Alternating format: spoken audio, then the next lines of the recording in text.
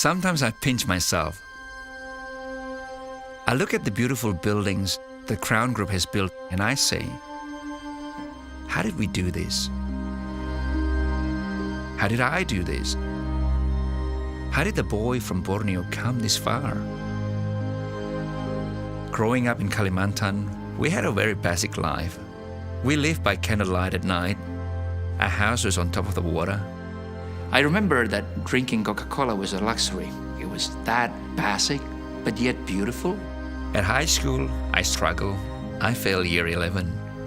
And somehow I had an accident in Bali. I was riding a motorbike and I hit this tanker truck and I was in coma for 5 days.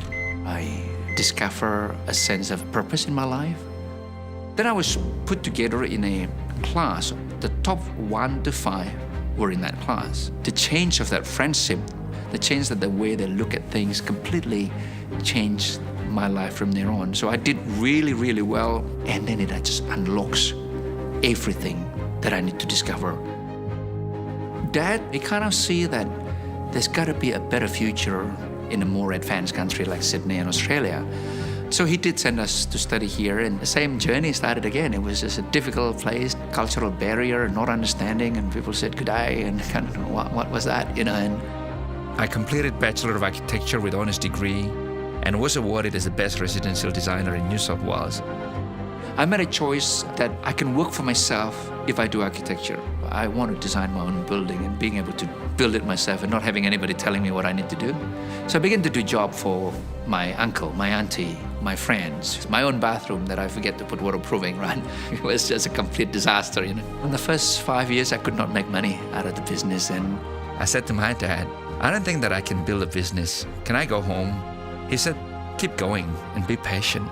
I think I learned also about the power of perseverance and perspiration. It's just keep going. I moved from one job, from small house to a bigger house and to many houses. And then I formed a partnership with Paul Satio and Anthony San. Our skills are actually completing one another. I love architecture more than building, right? Paul is an engineer and he loves building. And that's how the Crown Group started. The first job that we did in 1996 was a $28 million job. It was just like, wow. We both have different strengths and we trust each other. And I'm blessed to have him as my business partner. I went through the Asian financial crisis, the recession in New South Wales in 2004, and then the global financial crisis. What's interesting is that along this crisis time, one of my mentors gave me a book, The Blue Ocean Strategy by W. Chan Kim, and it talks about how companies can actually create their own market space and you set your own rule. At that time, we were developing the largest job in Parramatta. So we made a decision to turn this into something that we've never done before. We want to create the experience of the resort, Bali in Parramatta. The urban resort is a feature of every Crown building since then. Crown Group is now a global brand with global operation, pushing the boundaries of innovation and coming up with buildings that the world has never seen, turning apartment into fashion and lifestyle choice. We want to be the Bulgari or Louis Vuitton of the architectural world. The question is, where to from now? 20 years ago, Paul Satio and I thought that one day it will be nice if we can design and develop a city. That dream is now happening. I could not be where I am today without the support of my lovely wife, my family, friends, and the people of Crown that have become part of this amazing journey. There is no doubt that it's the strength of the partnership with Paul Satio and Anthony's son, and the great stuff of Crown that caused us to keep going during crisis time. But I think also my setback in the past have prepared me to say, hey, if I can do it before, we can do it better.